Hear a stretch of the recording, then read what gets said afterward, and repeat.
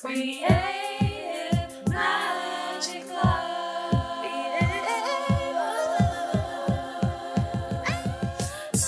What's up? This is Sarah Mack and welcome to Creative Magic Club. Together, we'll discover inspirational stories of creative entrepreneurs living out their dreams, doing the work they are most passionate about, and building wealth in magical and fun ways.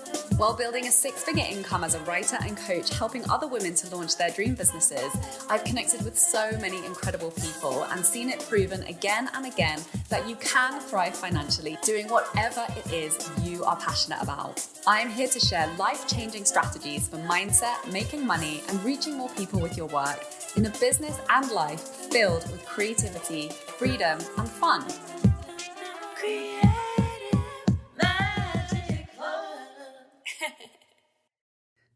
Hi everyone, welcome. I'm so excited to introduce to you my guest today. We have with us Caroline Thor, who is a professional organizer, KonMari consultant, wife and mother of three, and proud pet mum.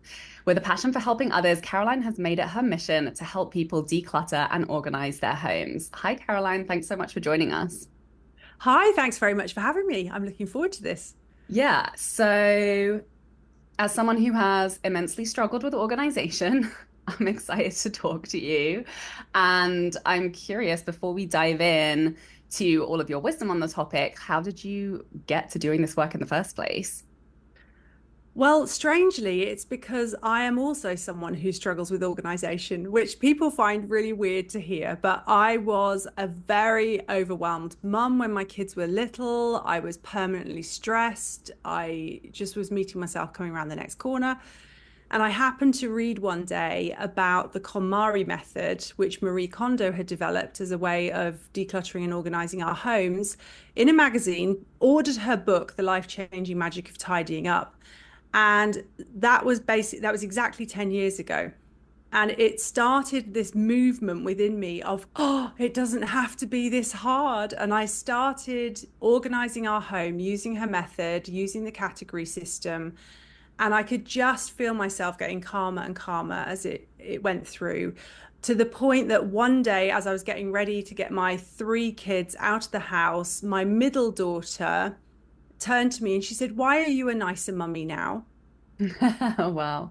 I was like, oh my goodness. Okay. So even the kids were picking up on the fact I was calmer, things weren't stressy. It was, and then fast forward 7 years and we were in the pandemic, and I suddenly saw that online you could train to become a KonMari consultant.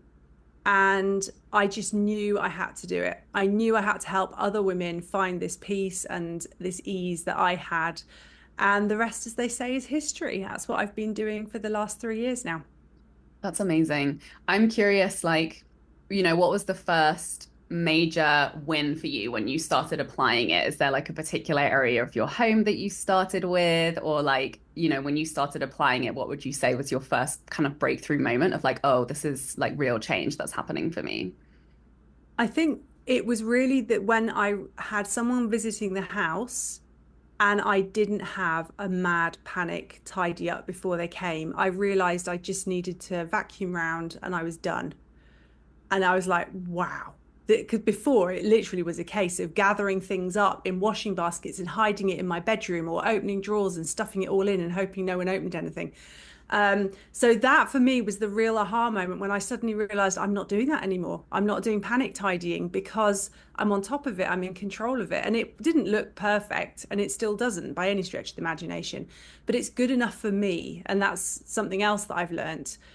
I have a standard at which I feel calm and happy. That is not going to be the same for somebody else. You might say, oh no, I couldn't live with it that cluttered still, or disorganized, or untidy. But everyone has their own level. And when you find that level, then you're fine. It's gold. You can live with it like that. You don't have to be striving for it to be better all the time. So I think that was my biggest takeaway. Right. It's like you found a place where you can live in flow, and organization is just kind of like naturally integrated into Mhm. way into the way that you're living without these like it all going one way and then all having to swing back in the other direction and it kind of taking a lot of energy. Yeah, absolutely. I was like, my sister-in-law came to stay last weekend, and I thought, oh, I'll do a bit of tidying up before she came, and walked into the living room and thought, actually, today there isn't anything to put away because we did our 10-minute tidy up yesterday evening, and this is fine, this is good enough. So I just vacuumed and that was it. Yeah, I love these philosophies. I'm a big fan of the good enough philosophy of like being the C student instead of trying to be the A student because, especially as women, especially when you have little ones, especially when you're running a business, like the to-do list is never going to be done. Like there's always going to be new things. There's an endless list of possibilities and things that you desire to take action on. And, Mhm. as someone who's suffered from burnout, I think that like that drive to try and be the best at all of the things and to, yeah, like, I've paid the price firsthand of not paying attention to what's truly important, which is always how we feel and taking care of our body and prioritizing those things and, relationships. And so I'm curious, how's that process been for you in kind of, knowing your priorities and like how's that shifted over the years? I'm sure that's shifted obviously once you have children. And where does like being organized and staying clutter free kind of fit in your level of priorities? I love the KonMari method for the fact that you start with visualizing your ideal lifestyle. You don't start tidying and then worry about what the outcome's going to be later. You start with what do I want the outcome to be? How do I want to live? How do I want to feel? As you said, I love that when people talk about how they feel. It's so, so important. And we don't pay enough attention to that. So I had already decided before I even started that for me, in my ideal lifestyle, it would be super easy to clean my house because I hate cleaning, like with a passion. It needed to be quick and it needed to be simple, which meant not much stuff out on the surfaces, I decided. And I sort of then built everything around that I wanted to have time with my kids, that I didn't want to be sitting on the floor in the living room playing with them, thinking, oh, I should be tidying up, that I just wanted to get it to a point where it was good enough and I was happy with that. And it has become sort of so ingrained now that everything has a place to go back to. The whole family knows where that is, so that the kids aren't needing to ask me where stuff is, and they do put it back when they've used it. So I'm not having to permanently nag them or go around after them, tidying up after them. But as you said, it hasn't just been the decluttering and organizing, because part of my visualizing my ideal lifestyle was I don't want to be so busy. I don't want to be doing all the things just because there is an expectation that I do all the things. And this was the mistake I had made as a mum when my kids were little, that I need to bake if people come over, that if someone comes to stay for the weekend, I need to be creating these amazing meals. The house needs to be super tidy and super clean, and I need to be calm and chilled and the perfect hostess and all of that sort of stuff. Plus I need to be volunteering at kindergarten and at school, and I need to be baking cakes for the handball team, and just pulled in all the directions as we do as women, and feeling guilty when we don't do it. So I also decluttered my calendar. I looked at what sparks joy for me. We talk in the KonMari method about what sparks joy, what makes you happy, what makes you feel great, and things that I was involved in, like being on school boards and involved with all the baking. And I like that doesn't spark joy for me. That's not fun. And I'm trying to quickly get this stuff done on top of everything else. So I cut those things out. And interestingly, another thing that got cut out, which hadn't been my intention, but I started to realize that certain relationships also were not necessary, that there were friendships that were pulling me down, that there was a lot of negativity coming from the other person or people, and therefore I can still be friends with you, but I don't need to be spending as much time with you because it doesn't actually do me any favors in the long run. So it became like the whole package. I mean, it changed my career eventually. I had been teaching before. It changed how my calendar looks. It changed whether I say yes to things. So, for example, last weekend, we'd been invited out for dinner, and I was really tired and we'd had a really busy week. And I just said to my husband, you know what? I think this is one thing too much. I'm just going to end up not enjoying it because I'm so tired. So I'd rather cancel and reschedule. And our friends were fine with that because if they're proper friends, they're going to understand it. So that sort of how it's developed. And our home life is a little complicated in that we have one child who has autism and social anxiety and really struggles with life. And so I have no predictability about what I can do when. I don't know whether they're going to function in the morning, whether they're going to need to be picked up from school early. I can't plan anything. And so I've actually now created a life that means I can be there for them, but I also get time to do the things I want to do. So you've got your podcast, I've got my podcast. I love it because when they're having a day where they're struggling and they just want to be on screens and like decompressing, I can go and record podcast episodes. I'm still doing something for my business. I'm still, I've created this ideal lifestyle that works for me and works for my family. And that is just such a joy. Yeah, that's so beautiful. I love this conversation so much. And I think that was partly the gift for me in going through a burnout, is kind of going through that really uncomfortable phase of starting to say no to things, whereas maybe I wouldn't have said no before because, it's like my body didn't give me the choice. I was like, well, if I say yes to this, like I know I'm going to feel so awful that it's not even going to be worth it. So, and I think that really paved the way for my business. Like starting my business during a burnout kind of set me up in very similar ways to what you're talking about, to really that, I needed flexibility to be able to take care of my health, to be able to take naps, to not be working millions of hours because I didn't have the capacity. And it just goes to show how so much more is possible than we often imagine, because we're so busy in these patterns of like saying yes to things that we're just saying yes to kind of unconsciously without necessarily intentionally choosing them because it's what we desire, because it's what brings us joy. So I love this so much. And I'm also curious to hear, presumably these principles of the KonMari approach, they will also apply to like digital organization, like, the way that you use your technology and the way you organize your business and things like that behind the scenes. I'm curious how you've kind of applied it in those ways. Yeah, definitely. I mean, organization, as I said at the start, is something I really struggle with. I have to be very systematic about how I'm going to do things to stay on top of stuff and for it not to unravel back into chaos. And the KonMari method has sort of given me that system to be able to hold it all together and know how it works. So for my business, I have like really structured ways now of doing things that work for my brain. And I think this is the important thing, to work out what works for you. Too often, I think we're just listening to stuff on Instagram or on YouTube and someone's going, yeah, if you do this, it's really great, it works. Well, it might not do for you, but you've got to maybe try it and see. So I have my digital stuff set up in folders in ways that I know I can quickly find things. I try to keep my inbox at 0 so that when something new comes in, it's obvious to me and doesn't get lost in all the noise of everything else. When I first started it, I had thousands in my inbox, as I think a lot of people do. And I'm very much a paper and pen person. I love to write things down.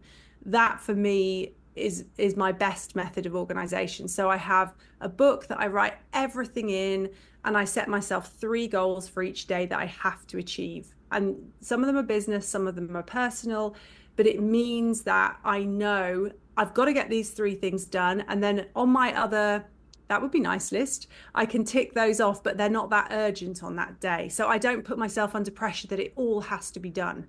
There's 3 things that are going to move the needle, that mean that I'm going to meet deadlines. And then the other things are nice to haves if I have time. And maybe the next day, one of those will move up onto the has to be done. Otherwise, we're going to miss the deadline. So it's basically been a case of finding a way that makes me feel relaxed about it and in control, that I have some joy in my work because I know where everything is. That for me is what organization is. It just brings me joy because it makes me feel calm. And has been sort of the way I've gone about setting everything up.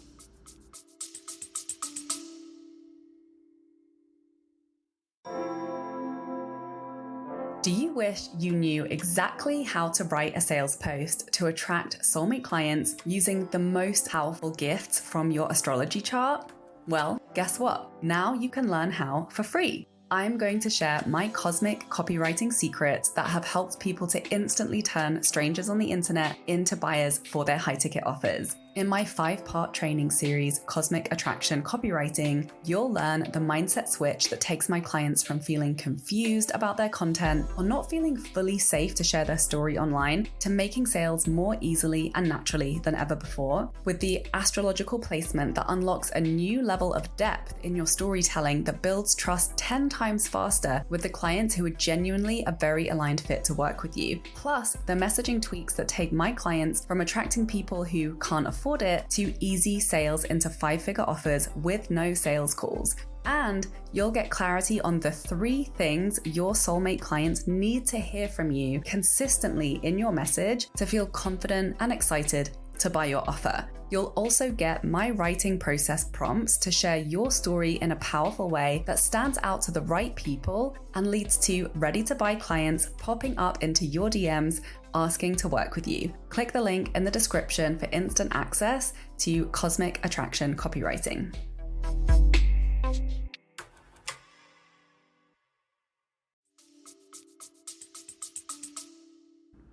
Yeah, I love this. First of all, you're my heroine for having inbox zero. Like, that's one of those, like, I'll get to that when I have time items on my to-do list. But no, that's very inspiring to me. And yeah, I work in a similar way with the, top 3 priorities and then and having a written planner that I then copy things. I schedule everything in my Google calendar and then I copy it down sort of day by day, week by week, because I love being able to cross it off. And Yes. yeah, so, part of the reason why I was excited to have you come on and talk about this today is because decluttering is often one of the first steps that when I'm running programs, especially around like money or, stepping into creating new income streams in your business, it's one of those steps that I think is really important to set us up for success when we want to invite something new in, whether that's just more money, more clients, or when we're pivoting and transitioning and we want to build a new income stream, or we want to move away from, certain ways of doing things or old patterns. And yeah, for those reasons, I think because it clears up your bandwidth. It's like it's actually a very kind of like rewarding and straightforward thing that you can do in your immediate environment that can create a little bit of emotional space for you. But particularly with the calendar too, because also acknowledging that often transitions, they do take up extra bandwidth. When you're doing that deep work, when you're looking at the things that you want to get rid of, I'm sure it's the same with the decluttering process as it is with any other type of stepping into a new phase, is there's just a lot of decisions to make. Mm-hmm. And obviously, that's why it's so supportive to work with a mentor in whatever it is that you're doing that you haven't done before or that's new to you, because they can help guide a lot of those decisions. Because this is one thing I learned from my first job as, in the entrepreneurship world. I was working with my friend who was a doctor, and I learned that decision fatigue is a real thing. Like you would have a finite number of decisions our brain is capable of making in a day. And obviously, like, she was a doctor and she was making a lot of decisions around patient prescriptions, diagnoses.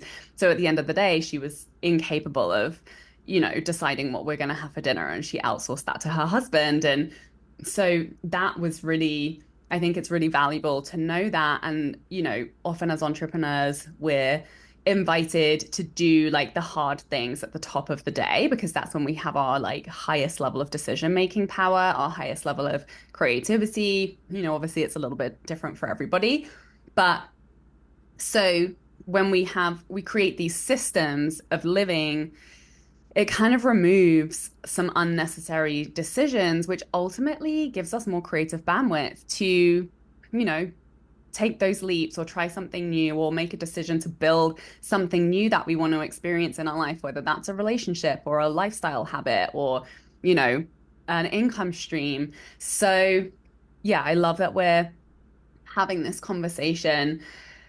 And at the same time, it can very easily feel overwhelming too, right? Because we're like, oh, well, I want to move into this new phase. I want to invite new clients, and like my desk is a hot mess and my office feels really cluttered, or my closets are completely full and I wouldn't even know where to put this stuff. I need some storage solutions. Like, what would you say to people who are feeling like there's just so much to do that I feel it feels kind of overwhelming? And how do I start, and like, how do I not let this become an overwhelming thing on my to-do list?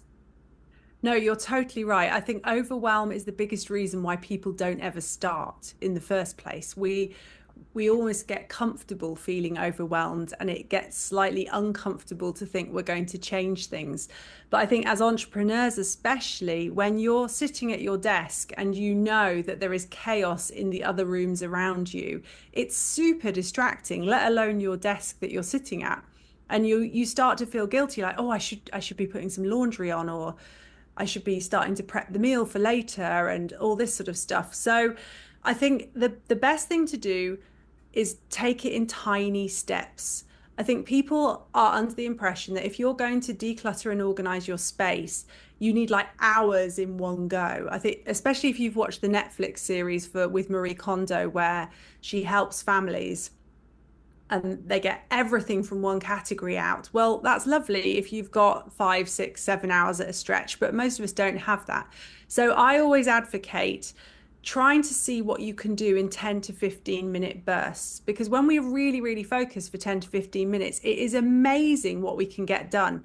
When we say to ourselves, we'll have an hour, we get distracted by other things, end up procrastinating, scrolling through Instagram, wasting time. And before you know it, the hour's gone and we've hardly got anything done. We've probably got as much done as if we'd spent 10 minutes doing it. So to find those little pockets of time, which most people also think they haven't got. I haven't got the time to declutter and organize. I haven't got time to organize my desk. I've got too much to do. I just need to get on with the work. So I'm just going to ignore the fact my desk is in chaos. And what I love to do is to try and build things in while I'm doing something else. So, for example, if I'm cooking dinner in the kitchen and the pasta's boiling and everything else is sorted, I could stand there and scroll through Instagram while I'm waiting for the pasta to boil, or I could open a drawer and just organize it a bit. And this is what I do now. I grab those little moments when I've got like dead time. It's not downtime, it's dead time, which I then try to fill with something, which inevitably is something to do with screens.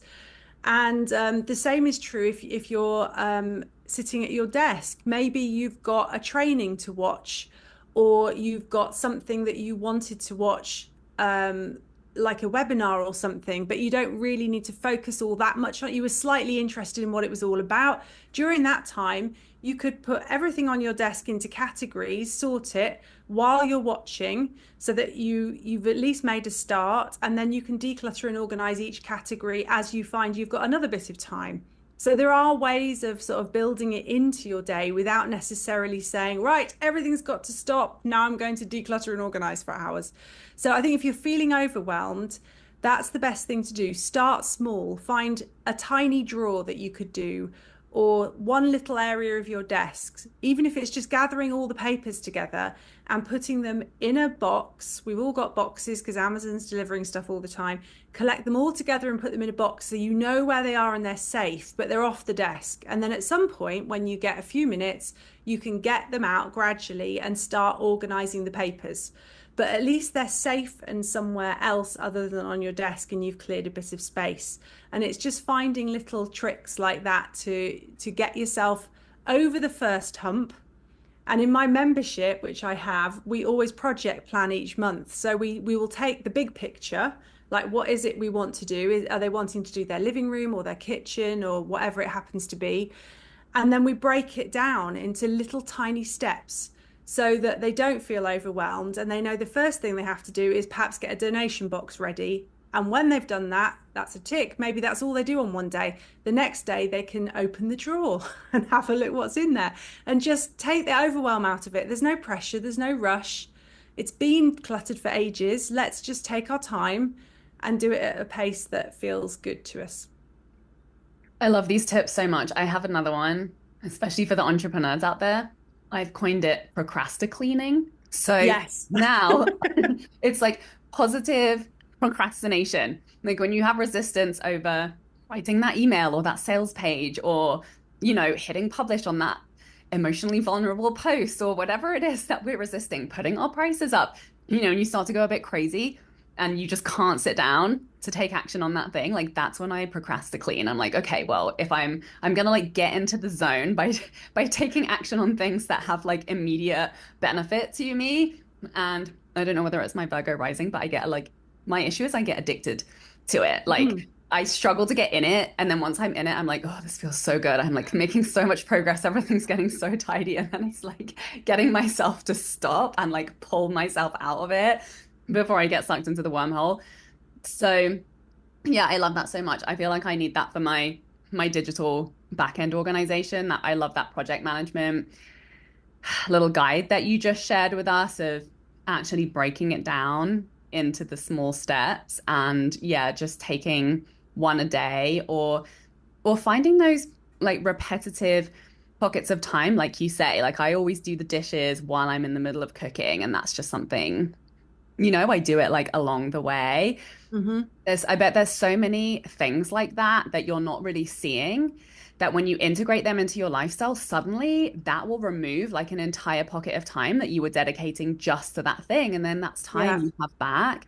And this is another reason why I love staying with friends when I travel, because whenever you live with other people, you pick up on these little things that people never talk about. And it's like, I don't know, cleaning tips or organizational tips or some random shelf organizer thing that you never knew existed that you see when you stay with other people and you pick up these little tips that, can feel so life-changing when you Yeah. implement them and you're like, oh, suddenly I was able to fit this whole other thing in my closet that, was like taking up so much space outside of it before.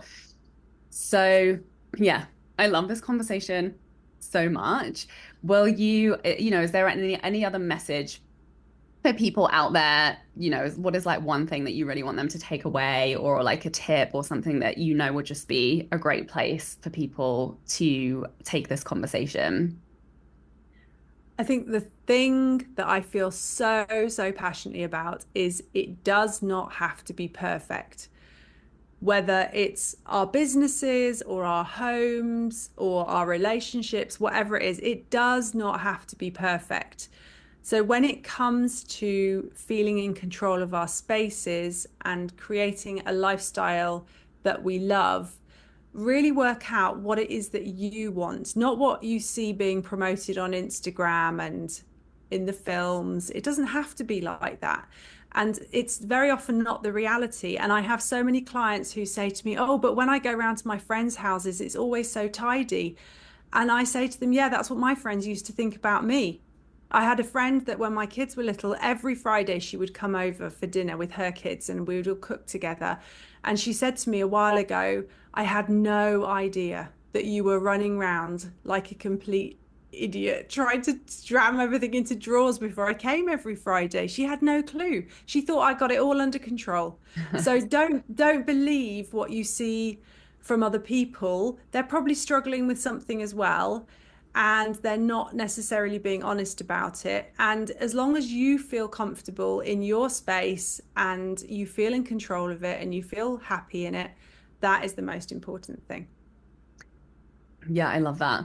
And I've actually been dabbling in feng shui, which Mm, has been really cool. Like there's a lot to learn and I've implemented, such small little things. But my partner, who's pretty skeptic, like he's not into astrology. He hates it when I talk about it.